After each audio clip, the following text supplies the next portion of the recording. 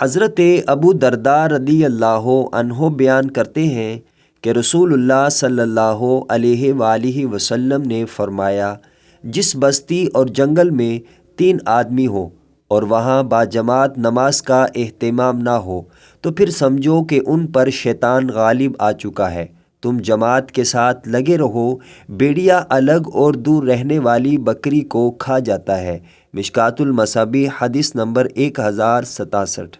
حضرت عبداللہ بن ارقم رضی اللہ عنہ بیان کرتے ہیں کہ میں نے رسول اللہ صلی اللہ علیہ وآلہ وسلم کو فرماتے ہوئے سنا۔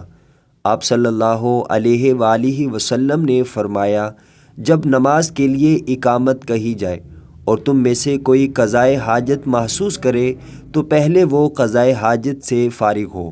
مشکوٰۃ المصابیح حدیث نمبر 1069۔ حضرت ثوبان رضی اللہ عنہ بیان کرتے ہیں کہ رسول اللہ صلی اللہ علیہ وآلہ وسلم نے فرمایا، 3 کام ایسے ہیں جن کا کرنا کسی کے لیے حلال نہیں۔ کوئی شخص جو مقتدیوں کو چھوڑ کر صرف اپنی ذات کے لیے دعا کرتا ہو، وہ ان کی امامت نہ کرائے۔ اگر وہ ایسے کرے گا تو وہ ان سے خیانت کرے گا۔ کوئی شخص اجازت طلب کرنے سے پہلے کسی گھر میں نہ جھانکے۔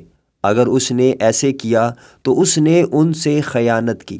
اور کوئی شخص بول و براز روک کر نماز نہ پڑھے حتیٰ کہ وہ اس سے فارغ ہو کر ہلکا ہو جائے۔